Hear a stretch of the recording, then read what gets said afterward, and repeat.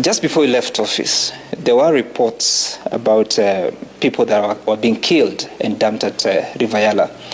The count, according to the International Justice Mission, is at 36. No justice has been served on those persons. What do you know about River Yala killings? You know, thanks for asking me that question, because this is the first time ever I'm having a public opportunity to answer that question directly. Because I've been seeing every time people say I'm going to go into public life, people start playing a song with two stanzas, River Yala, Ruaraka land, and so on, and you see it repeated over and over again. I've never had an opportunity myself to publicly look the cameras in the face and say this is what it is and so on. When in 2021, the issue of a report was published by a local media about bodies being pulled out of River Yala, just like I saw last week and the week before. For us, we asked the Inspector General of Police, Matiangi, what was happening at that time. We agreed that the gravity of the situation is such that the DCI himself should go to that place and find out what's happening. The DCI spent some time there with a team from the DCI. When they came back, we asked for an inquest. We demanded an inquest. At the National Security Council, we asked for an inquest. Can we go into this matter and find out what's happening? The DCI and the police told us, fortunately for us, their bodies. Let us get the families to claim the bodies, then we build the stories from there. We open the file, we take statements from the families so that we understand the circumstances under which these people disappeared and the circumstances under which their bodies were found in River Yala. By the time we were leaving government, the file was open. It was not closed at that particular time because investigations were going on. And that's why I keep saying every time, what happened with the file? I didn't live with the file. In any case, I would have nothing to do with the file as a cabinet minister. That was a police matter. And our detractors or people who like to make negative claims about this are always, they choose when it is convenient for them to say these things. The police service is independent. When they are doing certain things, it's dependent on the minister at other times. As a minister, I would have nothing with that investigation. I wouldn't even influence it for any particular purposes, as it were. The file was open. We didn't live with the file when we left government. So why don't we close the file and let us take action in the direction in which the investigations are pointing us? Besides, by the way, the best way to deal with this matter, in my view, is to have a public inquest so that all of us role players who were in the security sector at that point in time, we go face the inquest, and I'm ready to go before a magistrate or a judge, whoever it is going to preside over that inquest, and say what I know about it. But you see, the problem is throwing stones of convenience or political opportunity when the time is ripe. Say every time they say, oh, River Yala, and so on and so forth. If I was responsible for a crime that was committed by a police officer when I was Minister for Interior, then I'm responsible for all road accidents that took place, when I was Minister for Interior. I'm responsible for all the violence, robbery with violence cases. I'm responsible for all rape cases that happened and so on and so forth. It's just not possible, as it were.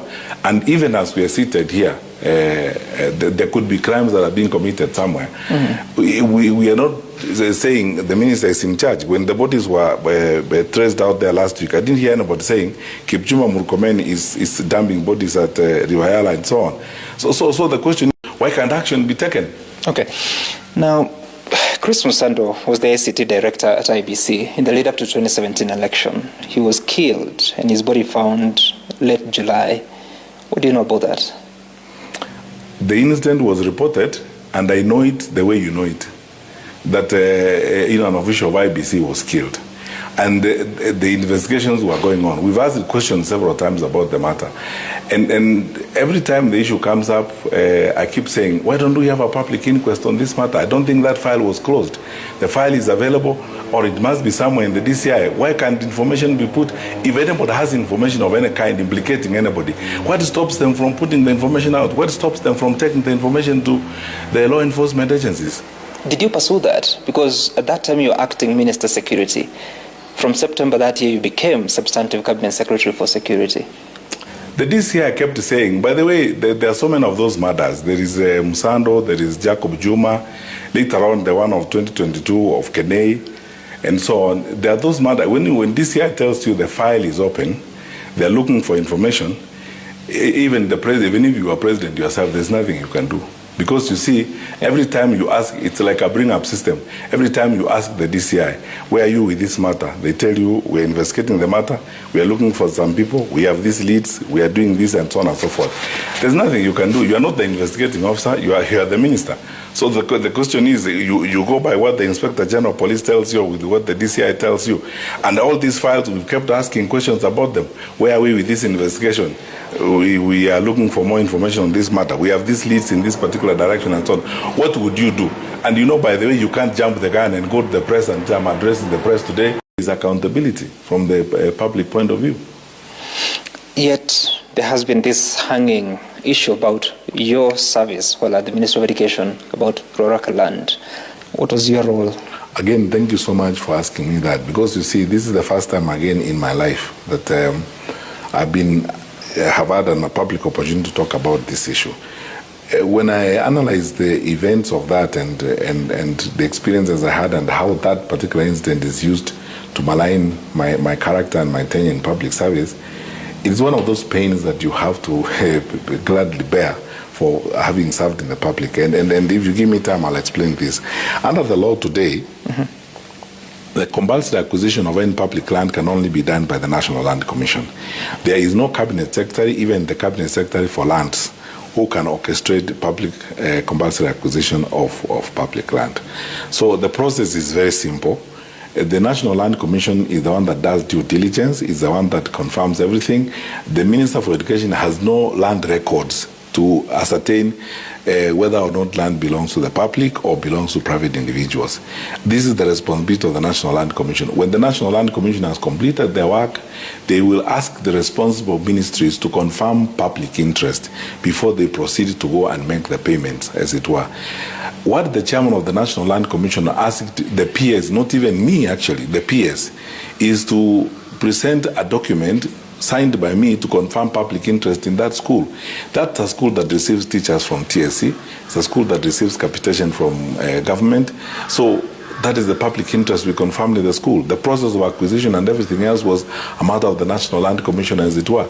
And even then, by the way, we didn't have a budget in the ministry. It's not as if in the Ministry of Education we had a budget to buy or compulsorily acquire land.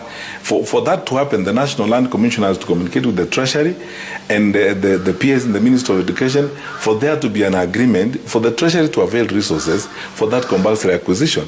So my role was less than peripheral in the matter, as it were. The PS Treasury at that time was Kamau Thuge, who is now the governor of Central Bank. My PS, Dr. Belio Gipsang, is a PS to this day. They worked on this matter together and so on. To this day, I wonder why every time, you know, those who, my detractors and everyone who wants to insult me comes up and calls me Ruaraka, you know, land thief, as it were.